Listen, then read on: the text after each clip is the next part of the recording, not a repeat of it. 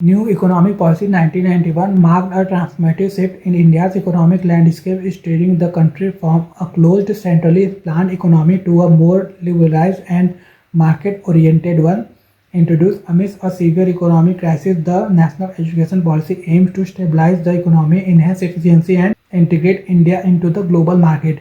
Key components of the policy included liberalization, privatization, and globalization, collectively known as the LPG model. These reforms dismantled the license raj, reduced the public sector dominance, and opened avenues for foreign investment, laying the foundation for India's rapid economic growth in the subsequent decades. New Economic Policy 1991. The New Economic Policy 1991 was a comprehensive set of economic reforms initiated by the Indian government under former Prime Minister P.V. Narasimha Rao and former Finance Minister Dr. Manmohan Singh. These reforms were known as the LPG reforms. Faced with a balance of payment crisis, dwindling foreign exchange reserves, and mounting fiscal deficit, the government recognized the need for structural changes to revive the economy. The policy aimed to reduce government control over the economy, encourage private sector participation, and attract foreign investment. By liberalizing trade, deregulating industries, and promoting privatization, the national economic policy sought to enhance productivity, stimulate economic growth, and integrate India into the global economy. Factors leading to New Economic Policy 1991. The new economic policy of 1991 was driven by a severe economic crisis marked by a balance of payments deficit, high inflation, fiscal management, and global pressure for structural economic reforms. Fiscal mismanagement, excessive public spending, and growing subsidies led to high fiscal deficit, with internal debt rising from 35% to 53% of GDP between 1985 and 1991, straining government finances. Inefficient PSUs, public sector undertakings suffered persistent losses due to bureaucratic inefficiency and lack of autonomy, resulting in poor productivity and mounting financial burdens on the state. Low growth, India's GDP growth averaged just 3.5% before 1991, with industrial output stagnating and falling to generate enough employment or boost overall economic development. Balance of payment crisis. In 1991, India faced a severe balance of payment crisis, with foreign exchange reserves plummeting to level sufficient for only a few weeks of imports. Globalization pressures. Competing economies like China and Asian nations liberalized earlier and outpaced India's growth, pressuring India to reform and integrate with the global market. Gulf War. The Iraq War, which occurred between 1990 and 1991, led to a spike in oil prices. Additionally, the inflow of foreign remittances from Gulf countries declined, worsening the economic situation. Gold pledge. To avoid sovereign default, India pledged 67 tons of gold as collateral for emergency loans, signaling the severity of the crisis and the urgent need for structural reforms. New Economic Policy 1991 Objectives. The objectives of the New Economic Policy 1991 aimed to stabilize India's economy, enhance efficiency, boost private sector growth, attract foreign investment, and integrate the Indian economy with global markets through liberal reforms. Stabilize the economy, control inflation, peaking at 17% in 1991, and restore forex reserves, integrate with global economy, open up the economy to global trade and investment, aligning with international markets and standards, boost private sector role, encourage private enterprises by reducing barriers to entry and expanding opportunities in various sectors, attract foreign investment, create a conducive environment for foreign direct investment to bring in capital, technology, and expertise, enhance efficiency, increase productivity and competitiveness by reducing government intervention and promoting market mechanisms. New Economic Policy 1991 Features. The features of the New Economic Policy 1991 focus on liberalization, privatization, and globalization, aiming to reduce government control, encourage private participation, attract foreign investment, and modernize India's economic structure. Fiscal discipline. The government aimed to reduce the fiscal deficit to 3 to 4% in the medium term by cutting subsidies, limiting non-planned expenditure, and introducing tax reform to enhance revenue. Monetary policy reforms.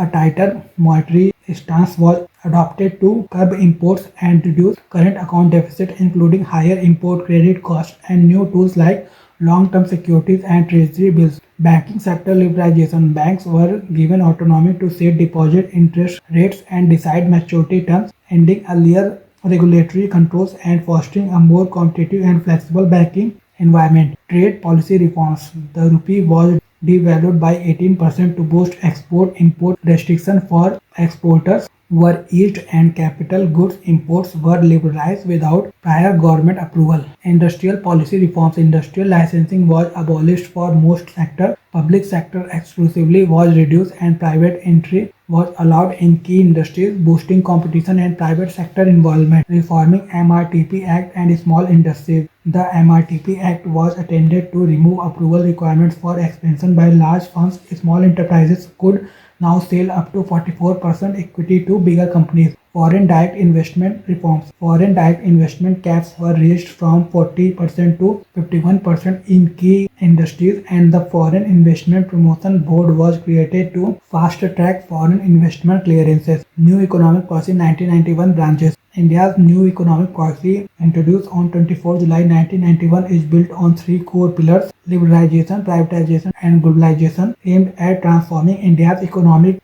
structure through key structural reforms. Liberalization. Liberalization involves the relaxation of government regulation and restriction in the economy to encourage private enterprise and increase efficiency. Key aspects include deregulation of industries, removal of trade barriers, and simplification of tax structures. Abolition of industrial licensing, except for 18 industries, reduced later to 6 licensing requirements were eliminated, ending the license freedom to expand produce. Businesses no longer needed government approval to expand capacity or diversify products.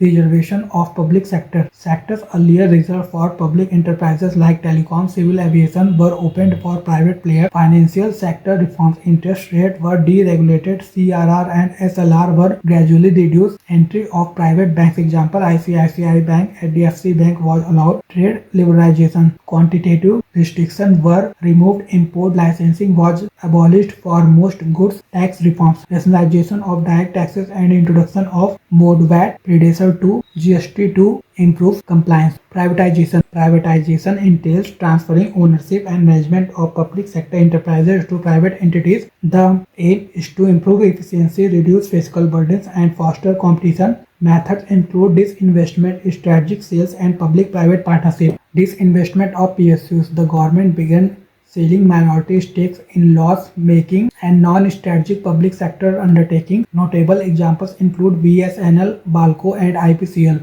Strategic sale. Instead of just selling shares, full control of companies was transformed. Example: Modern Foods to Hindustan Unilever, autonomy to profitable PSUs.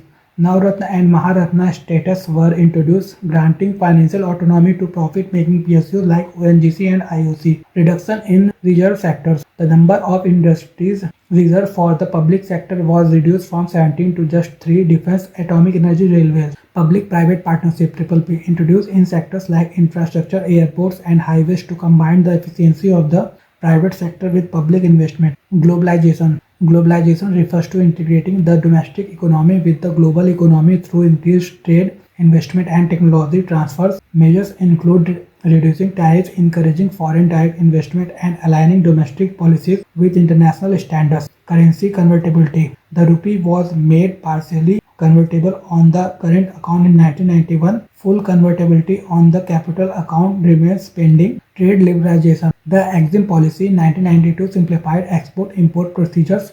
Peak import tariffs fell from 150% to 50%, integrating India into global supply chains. Foreign direct investment. An automatic route was introduced for FDI in sectors like manufacturing, telecom, insurance, and IT. Equity caps were raised. Promotion of export. Establishment of special economic zones. Export-import policy simplification and incentive to boost exports. Joining WTO. India became a founding member of the World Trade Organization in 1995, aligning its trade rules with global standards. New Economic Policy 1991 impact. The new economic policy of 1991 significantly transformed India's economic landscape, leading to higher growth, increased foreign investment, expanded private sector participation, and greater global integration, while also posing new developmental challenges. Economic growth. India's GDP growth rate accelerated post-1991, averaging around 6 to 7% annually, with double-digit growth in 2006 to 7 and a projection of 6.2% for 2024, making India the fastest growing major economy globally. Increased foreign investment. Foreign direct investment inflows surged from just $97 million in 1991 to $81.04 billion in financial year 24-25, bringing in capital, technology, and managerial expertise across sectors. Expansion of private sector. The private sector's role grew significantly after 1991, driving industrial modernization, innovation, and job creation, with private enterprises now central to sectors like IT, telecom, and banking. Improved foreign exchange reserves. India's foreign exchange reserves soared from $5.8 billion in 1991 to a record all-time high to $704.89 billion in September 2024, providing a strong buffer against external shocks and covering over 11 months of imports. Reduction in poverty. Reduction in poverty. Economic growth contributed to a decline in poverty rates, although income inequality became more pronounced. According to a World Bank report, India successfully moved 170 million people out of poverty between 2011 and 12 and 22-23, marking a notable reduction in extreme poverty levels. Integration with the global economy.